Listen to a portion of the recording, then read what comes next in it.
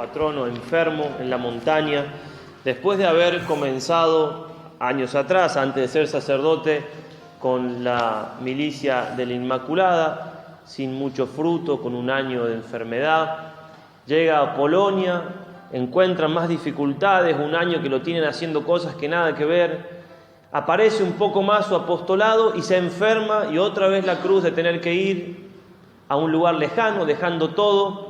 Bueno, ¿qué hace un santo en un lugar lleno de enfermos en la montaña? Sigue siendo un santo.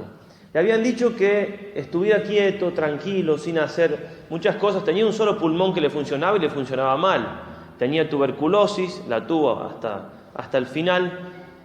Y bueno, él obedecía, pero cuando escuchaba que había en el pueblito donde estaba, que el clima era bastante frío, nieve y demás, había un enfermo, alguien que peligraba su salud, a él no le importaba más nada. Él se olvidaba totalmente de que estaba enfermo, se ponía lo que había y salía caminando a encontrar a ese hombre. El celo por las almas que tuvo San Maximiliano fue como en tantos otros santos, pero en él de una manera particular brilló este gran amor a Dios reflejado en el amor a las almas. Él decía lo siguiente: la gloria de Dios brilla sobre todo en la salvación de las almas que Cristo ha redimido con su sangre. De esto se sigue que el empeño primario de nuestra misión apostólica debe ser procurar la salvación y santificación del mayor número de almas.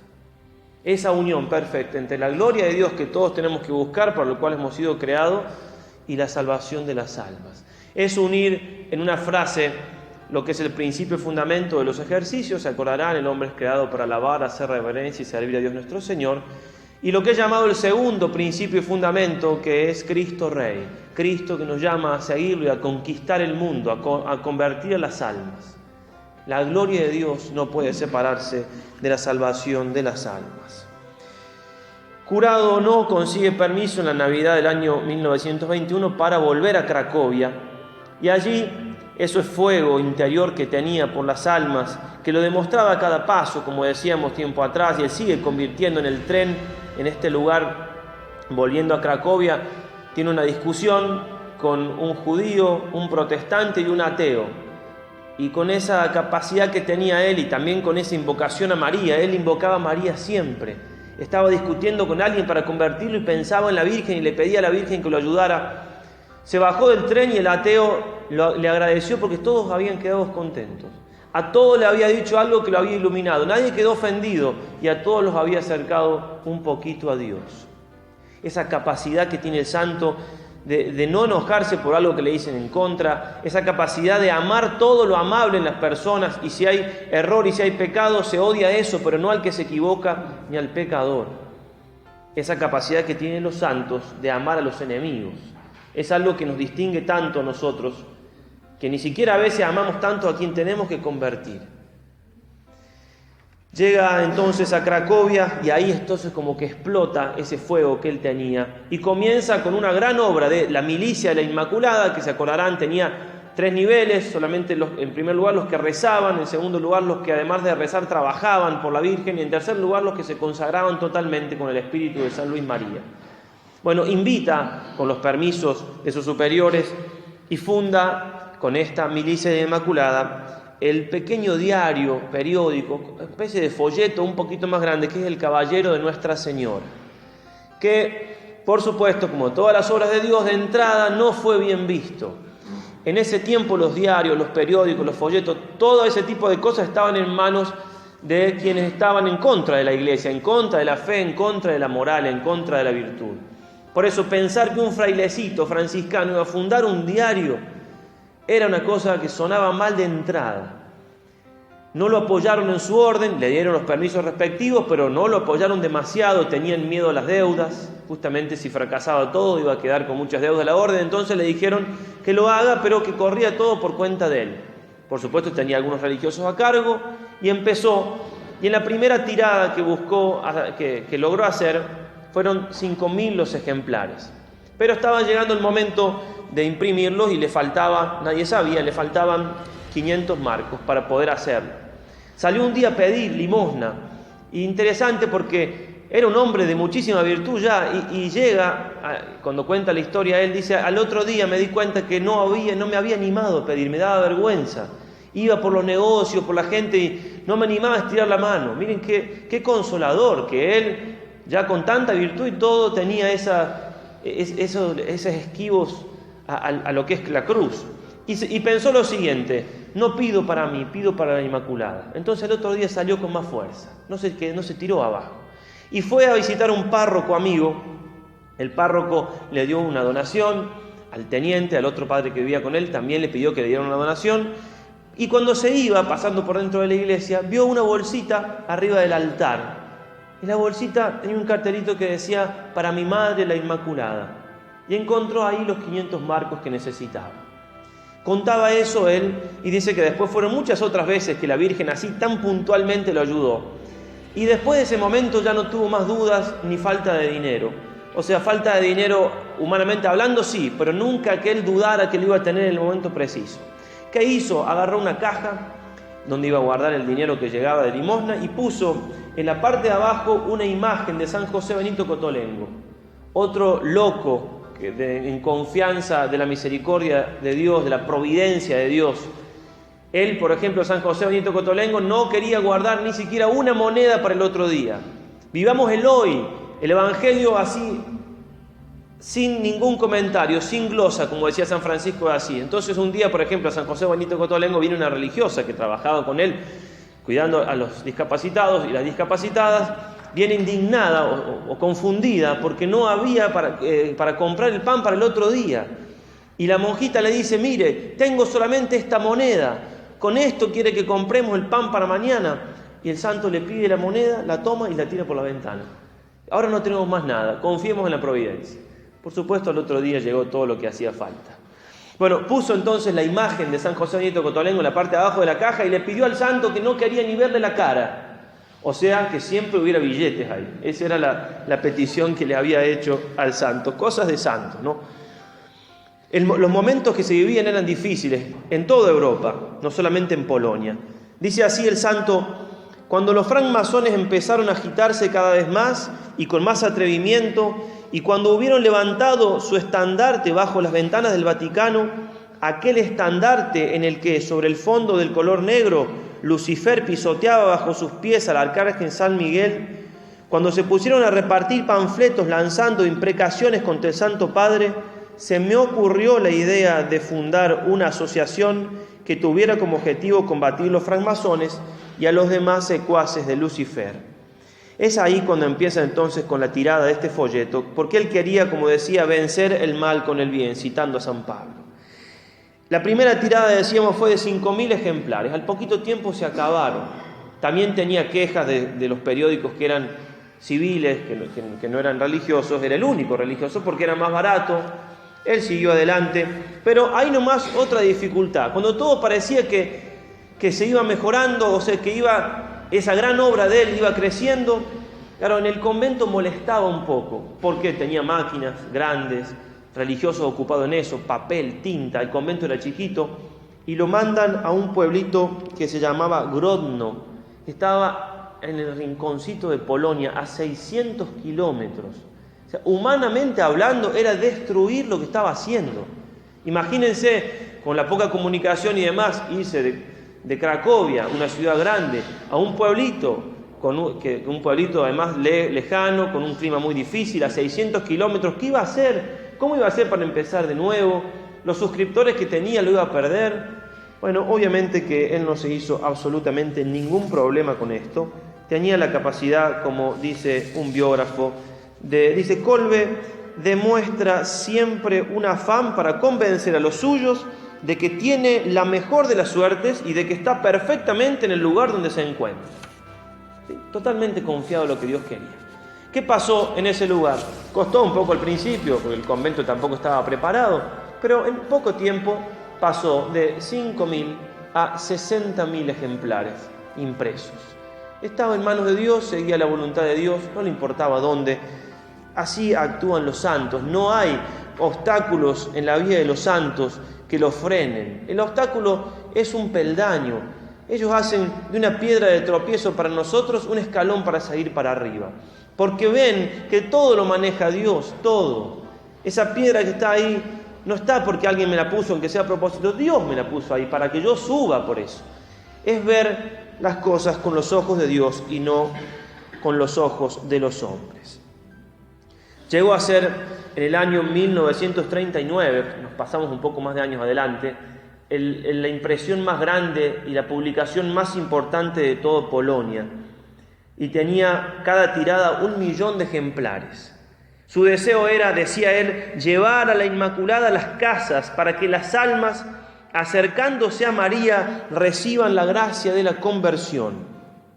No se contenta con una publicación piadosa para los cristianos fervorosos. Es preciso, dice, forrar el mundo entero con papel impreso para devolver a las almas la alegría de vivir. No deja de trabajar y no deja de recordar el sentido de ese trabajo. Le dice a los suyos: no olviden, muchachos, no se trata de ganar suscriptores, sino de salvar almas.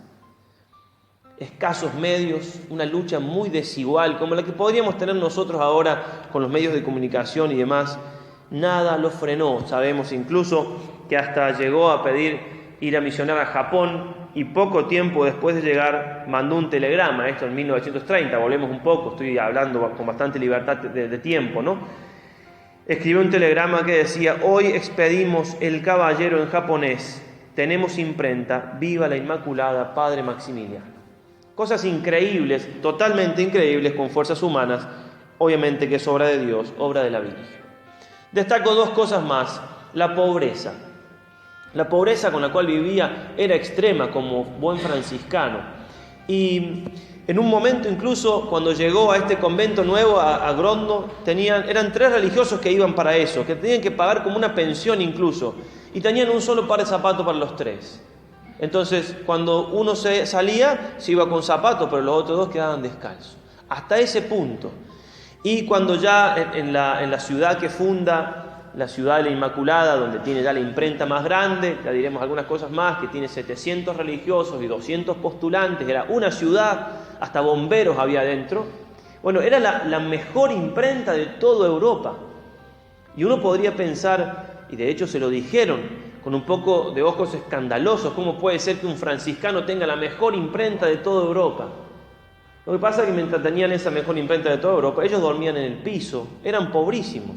Una vez un hermano le dijo: Padre Maximiliano, ¿qué diría nuestro Padre Francisco si viera estas máquinas? Era un lujo realmente.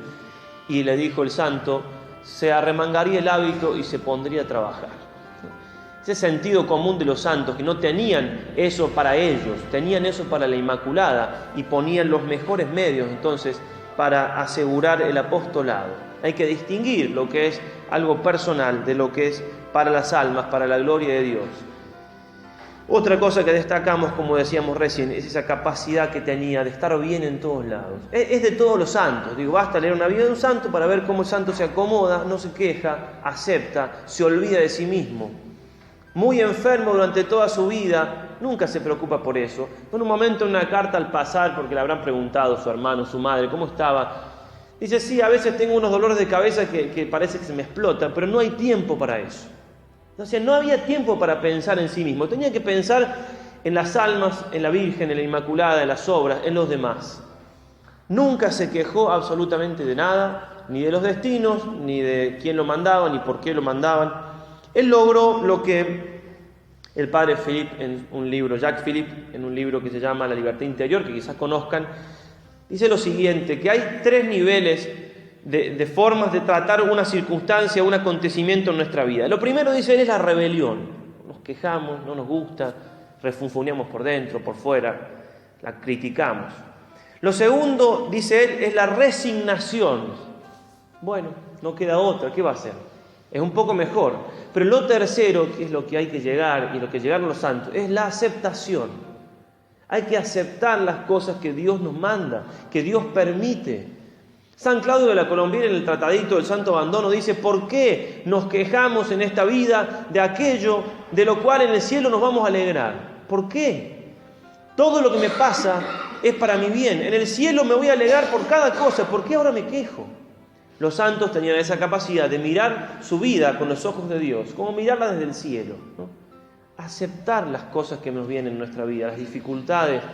Es difícil y nos puede llevar mucha oración, pero a eso tenemos que inclinar, aceptar nuestro pasado, aceptar nuestro presente y dejar el futuro en manos de la providencia de Dios. Como decía San Alberto Hurtado, hay dos maneras de hacer un examen de conciencia. Una es preguntarme, ¿está contento Dios conmigo? Está bien, es lo que generalmente hacemos. Pero hay otra manera, dice el santo, que es, dice, más ignaciana, y es la siguiente, preguntarme, ¿estoy contento yo con Dios? Es una pregunta que a simple vista choca un poco. ¿Cómo me voy a preguntar si yo estoy contento? ¿Cómo no voy a estar contento con Dios? Pero muchas veces nos pasa que no estamos contentos con Dios, porque no estamos contentos con lo que Dios ha permitido o permite en nuestra vida. Eso es no estar contento con Dios. ¿Acaso se le escapa algo a Dios? ¿Acaso se distrajo Dios y me pasó esto? No. Entonces, lograr estar contento con Dios es aceptar todo lo que ha pasado y todo lo que pasa, incluso nuestros mismos pecados, nuestra miseria, que es la más difícil de poder digerir. Porque a pesar de que ahí Dios no tiene nada que ver, también lo permitió, y muchas veces, no siempre, porque a veces nosotros de la miseria hacemos más miseria y seguimos enojados y pecando más, pero si nos convertimos de esa miseria, Dios saca cosas hermosas, y por eso lo permite. La cosa más hermosa es la humildad que Él quiere que lleguemos.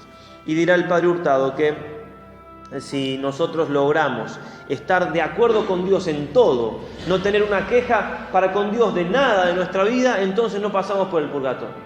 Es como llegar a un grado de santidad que nos deja pasar directamente al cielo. Pensemos entonces, si no tenemos reproches para Dios, ¿cómo vamos a tenerlos? Pero en el subconsciente, por decirlo de algún modo, o ahí en el fondo, tenemos que descubrir que hay cositas que sí le reprocharíamos a Dios y que tenemos que entonces entregarlas, aceptarlas, ofrecerlas. Había un momento de dificultad en la comunidad, discusiones por esto, cosas pequeñas, y el santo dirá esto, y con esto termino. Cuanto más fielmente sirve cada uno de nosotros a la Inmaculada, cuanto menos se busque a sí mismo o a la propia satisfacción, y cuanto mayormente se esfuerce por agradar solo a la Inmaculada, tanto antes cesará la prueba actual. Prueba, en ese caso comunitaria, en el caso nuestro, cualquier tipo de prueba. Mientras más nos entreguemos a Dios, mientras más nos olvidemos de nosotros mismos, más rápido saldremos de la prueba, más rápido podremos aceptar su voluntad, más rápido podremos progresar a la santidad con la alegría que eso conlleva. Es la gracia que en este día le vamos a pedir a Santa Edith Stein, que estamos celebrando, que también aceptó esa cruz tan grande de ir a Auschwitz, a nuestro santo, que estamos celebrando en esta novena, como gracia especial también poder aceptar la voluntad de Dios en todo, y a María Santísima, que la aceptó no solamente en Nazaret cuando dijo que sí, no solamente cuando se perdió su hijo en el templo, que fue un dolor grandísimo, sino también al pie de la cruz. María al pie de la cruz aceptó, no con resignación, sino con esa aceptación firme de quien sabe que es la voluntad de Dios, el sufrimiento más grande que haya tenido una mujer en este mundo. Que ella nos alcance esta gracia.